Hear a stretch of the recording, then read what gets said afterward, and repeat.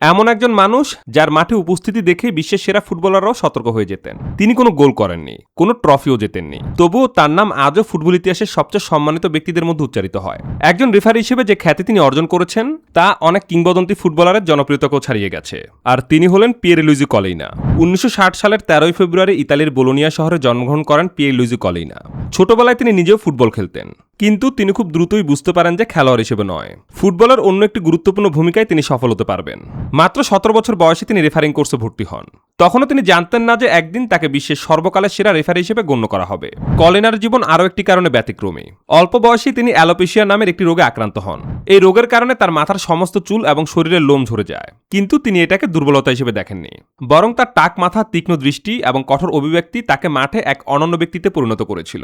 অনেক খেলোয়াড়ই পরে স্বীকার করেছেন, কলেনার চোখের দিকে তাকালেই তারা বুঝে যেতেন যে তার সিদ্ধান্ত নিয়ে তর্ক করে কোনো লাভ নেই। 1988 সালে পেশাদার রেফারিং শুরু করে 1991 সালের ডিসেম্বরে তিনি ইতালির শীর্ষ ফুটবল লিগ সিরিয়াতে ম্যাচ পরিচালনার সুযোগ পান। তার অসাধারণ সিদ্ধান্ত গ্রহণের ক্ষমতা, শৃঙ্খলা বজায় রাখার দক্ষতা এবং নিরপেক্ষতা খুব দ্রুতই তাকে সবার নজরে নিয়ে আসে। 1995 সালে তিনি আন্তর্জাতিক রেফারি হিসেবে ফিফার স্বীকৃতি লাভ করেন। এরপর তার সামনে খুলে যায় বিশ্বের সবচেয়ে বড় ফুটবল মঞ্চগুলো। তার ক্যারিয়ারের সবচেয়ে গৌরবময় মুহূর্ত আসে 2002 সালের ফিফা বিশ্বকাপ ফাইনালে। দক্ষিণ কোরিয়া ও জাপান অনুষ্ঠিত সেই বিশ্বকাপের ফাইনালে মুখোমুখি হয়েছিল ব্রাজিল এবং জার্মানি। সেই ঐতিহাসিক ম্যাচ পরিচালনার দায়িত্ব দেওয়া হয় কলিনাকে। বিশ্বের কোটি কোটি দর্শকের সামনে তিনি নিখুঁতভাবে ম্যাচ পরিচালনা করে নিজের দক্ষতার প্রমাণ দেন। তবে শুধু বিশ্বকাপ ফাইনাল নয়, 1999 সালে উয়েফা চ্যাম্পিয়ন্স লিগ ফাইনালেও তিনি ছিলেন দায়িত্বে। সেই ম্যাচে ম্যানচেস্টার ইউনাইটেড নাটকীয়ভাবে বায়ার্ন মিউনিখকে হারিয়ে শিরোপা জিতেছিল। ফুটবল ইতিহাসের অন্যতম সেরা এই ফাইনালটিকে কলেনা নিজের সবচেয়ে স্মরণীয় ম্যাচ বলে উল্লেখ করেছেন। তার অসাধারণ পারফরম্যান্সের জন্য তিনি টানা 6 বার বিশ্বের সেরা রেফারির সম্মান অর্জন করেন, যা আজও একটি অবিশ্বাস্য রেকর্ড।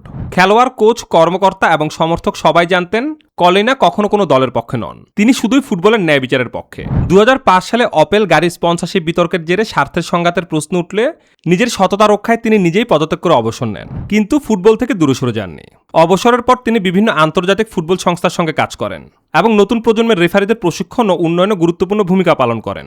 ফুটবল ইতিহাসে অসংখ্য কিংবদন্তি খেলোয়াড়ের জন্ম হয়েছে, কিন্তু একজন রেফারি হিসেবে যে সম্মান, জনপ্রিয়তা এবং প্রভাব পিয়েরলুইজি কলেনা অর্জন করেছেন তা সত্যিই বিরল। তিনি প্রমাণ করেছেন মাঠে ন্যায় বিচার প্রতিষ্ঠা করেও কিংবদন্তি হওয়া যায়, আর সেই কারণে আজও তাকে ফুটবল ইতিহাসের সবচেয়ে আপোষহীন, নির্ভীক এবং সম্মানিত রেফারি হিসেবে স্মরণ করা হয়।